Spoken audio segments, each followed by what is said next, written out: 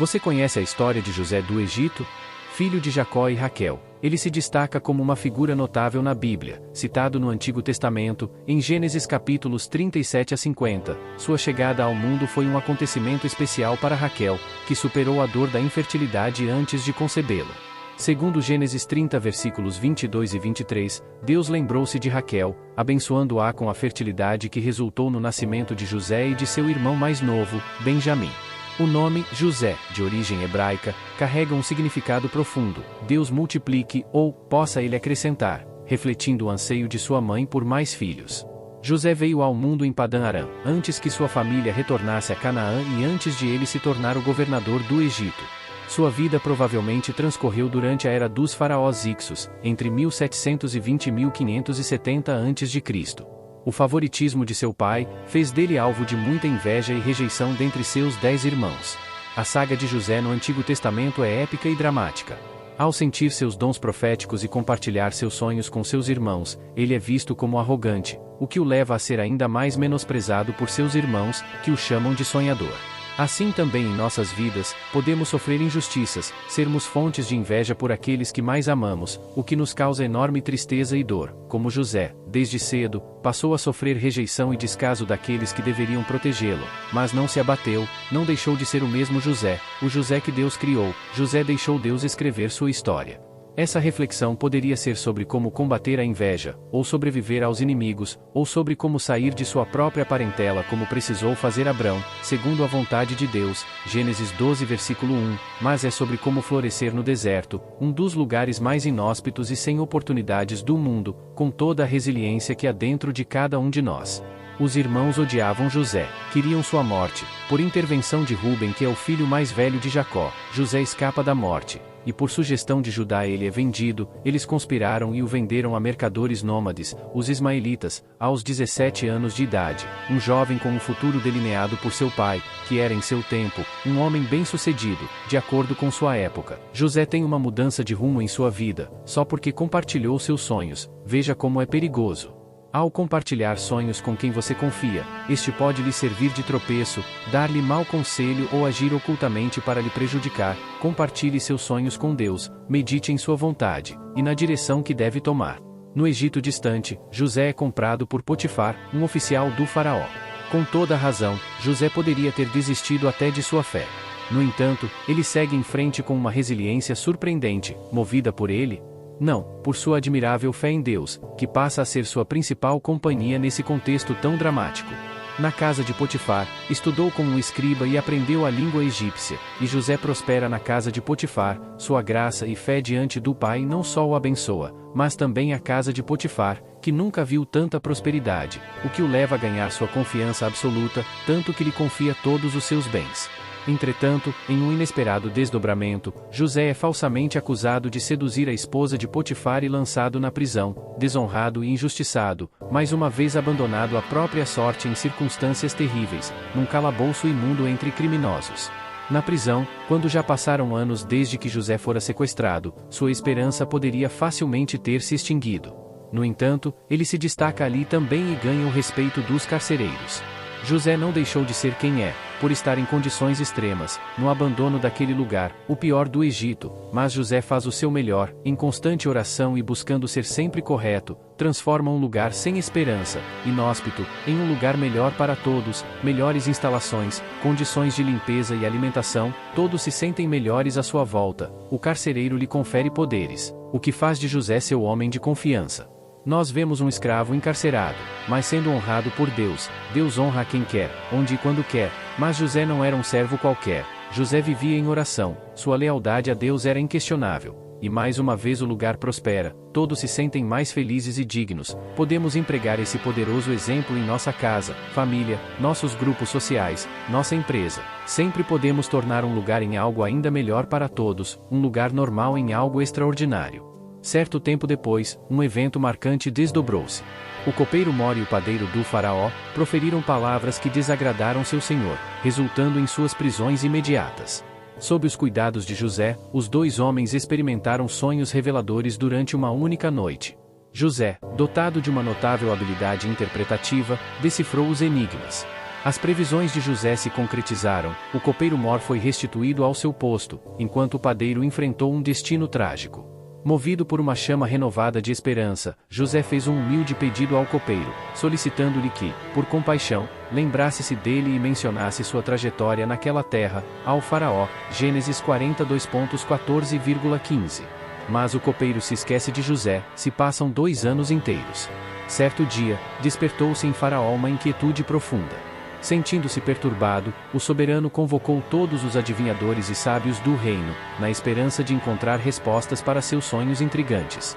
Compartilhou detalhadamente as visões noturnas, mas nenhum dos presentes conseguia oferecer uma interpretação clara. Nesse momento, o copeiro-mor, recordando-se de um incidente passado, dirigiu-se a Faraó com palavras ponderadas. Rememorou suas ofensas anteriores, e em meio à ira de Faraó, compartilhou o relato de sua prisão, juntamente com o padeiro-mor. Ambos, enquanto aprisionados, haviam experimentado sonhos na mesma noite. Por um acaso do destino, um jovem hebreu, servo do capitão da guarda, estava entre eles. Com confiança, revelaram seus sonhos ao jovem, que, por sua vez, ofereceu interpretações precisas. Os desfechos confirmaram as predições do jovem. O copeiro-mor foi restaurado à sua posição, enquanto o padeiro-mor enfrentou um destino trágico, sendo enforcado. A notícia desses eventos chegou aos ouvidos de Faraó, que imediatamente convocou José, retirando-o da prisão. José, após cuidadosa preparação, apresentou-se diante de Faraó. O monarca, intrigado por sonhos não decifrados, expressou sua busca por alguém capaz de interpretá-los. Quando José interpreta corretamente os sonhos do faraó, deixando claro que seu talento provém de seu Deus, seu destino se transforma extraordinariamente. De prisioneiro, ele passa a governador de todo o Egito. José salva egípcios e estrangeiros da fome e é exaltado à posição de líder do império mais poderoso da época. Sendo talhado por Deus para aquele momento, José torna-se um grande estrategista. Durante seu governo, José implementou projetos eficazes para enfrentar a escassez alimentar decorrente dos 7 anos de fome iminente. Antecipando-se à crise, ele astutamente armazenou vastas quantidades de grãos nos anos de bonança, preparando-se para mitigar os efeitos nos períodos escassos. Além disso, instituiu uma política de aquisição de grãos, assegurando o fornecimento vital para o Egito durante os anos de adversidade. José, demonstrando visão à frente de seu tempo, também desempenhou um papel crucial na construção de diversas infraestruturas, incluindo canais de irrigação que não apenas aprimoraram a produção agrícola, mas também otimizaram a logística de distribuição. O impacto positivo de José foi além das fronteiras egípcias. Graças ao seu árduo trabalho, o Egito não apenas superou os anos de fome, mas também fortaleceu sua economia ao comercializar alimentos com as regiões circunvizinhas. Sua liderança, permeada por sabedoria e coragem, continua a ser uma fonte de inspiração para as gerações atuais. Anos depois, numa cena impensável, os irmãos que o haviam traído se prostram diante de José implorando por comida, já que todo o Egito e terras vizinhas eram assoladas pela fome, conforme a profecia que José recebeu de Deus, sem o reconhecer, se cumpria ali, após tantos anos de luta e resiliência, o fez parar naquele lugar, os sonhos compartilhados com seus irmãos. Mas José poderia ter infligido vingança implacável, poderia ter sido cruel, arrogante, era até compreensível, mas em vez disso, em meio ao sofrimento das lembranças, ao sentimento de impotência daquele menino que ainda vivia dentro dele, assim como todos nós, temos uma criança que pode estar ainda ferida, ainda assim, os perdoa, em um gesto comovente. Ele intervém na vida de seus familiares. José enviou seus irmãos de volta a seu pai, com um recado, para que todos descessem ao Egito, para habitar a terra de Gósen. Pediu que viessem os filhos, netos, rebanhos e tudo quanto tivessem. José os sustentaria, pois ainda restavam 5 anos de fome, e assim, desfrutarem todos de uma longa e boa vida, mas em primeiro lugar, ele se deu uma oportunidade de viver momentos com sua família, com seu pai. Será que havia algo que ele desejasse mais profundamente em seu coração, que o amor de seus irmãos e a presença de seu pai? Quando Jacó chegou ao Egito, José subiu ao seu encontro, o abraçando e chorando demoradamente. Todos os 11 irmãos a quem José ajudou, além de seu pai e todos os demais parentes, sendo ao todo, 66 pessoas. Antes de sua partida desta vida, Jacó concedeu uma bênção singular a cada líder tribal. Ruben, o filho mais velho de Lia, a primeira esposa de Jacó, se viu privado de sua primogenitura e da herança em dobro devido a ações impróprias. Gênesis 49 versículos 3 e 4.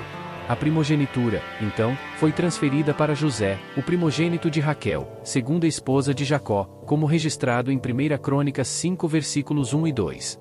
Levi, a tribo escolhida pelo Senhor para desempenhar o papel de ministros no sacerdócio, foi desprovida de herança devido ao seu chamado especial para servir todas as tribos. Esse arranjo permitiu que a porção em dobro destinada a José fosse distribuída entre seus filhos, Efraim e Manassés. 1 Crônicas 5 versículos 1 e Jeremias 31 versículo 9, sendo considerados como tribos distintas em Israel, completando assim as 12 tribos. É assim que o povo israelita se instala no Egito, antes de ser escravizado e, mais tarde, libertado sob a liderança de Moisés. Essa narrativa épica nos ensina que nenhuma circunstância tem o poder de destruir definitivamente uma pessoa de fibra moral e disciplina espiritual, mesmo nas maiores adversidades, sempre há esperança de redenção se cultivarmos resiliência e fé, e o perdão, que liberta. Após extensa pesquisa, o renomado arqueólogo Manfred Bietak e sua dedicada equipe revelaram recentes achados que corroboram com os eventos narrados no livro de Êxodo. Entre essas descobertas se destaca uma estátua que possivelmente representa José, situada no intrigante sítio arqueológico de Tel El-Daba, datada aproximadamente de 1770 a.C. De forma notável, a equipe de pesquisadores também identificou outro elo surpreendente com os relatos bíblicos. Na narrativa de José, ele expressamente solicitou que seus ossos fossem removidos quando o povo hebreu deixasse o Egito. A descoberta de um túmulo correspondente ao líder semita revelou um fenômeno peculiar, ausência total de ossos, indicando que estes foram de fato retirados, se alinhando de maneira singular com a passagem bíblica. Também a descoberta de um pequeno anel em um contexto arqueológico egípcio, este anel específico, encontrado no delta do Nilo, agora é associado historicamente a José, uma figura proeminente da narrativa épica contada no livro do Gênesis. A história nos conta que o ápice da jornada de José ocorre quando o próprio faraó coloca um anel em sua mão, simbolizando sua autoridade sobre toda a terra do Egito. Nesse contexto, a narrativa bíblica se alinha à história e à arqueologia, sugerindo que o anel colocado em José era um símbolo de autoridade real. 3.700 anos depois, a jornada de José ainda reverbera como um hino ao potencial indomável do espírito humano, ecoando sua mensagem inspiradora através dos séculos: nunca desistir, sempre persistir, pois somos mais fortes do que nossas tribulações e nosso Deus é um Deus de maravilhas. Peço que nos ajude com seu like, se inscreva em nosso canal e deixe nos comentários qual a próxima história que você gostaria de ver narrada aqui. Sua opinião é muito importante para nós. Até a próxima, que a paz esteja com todos vocês.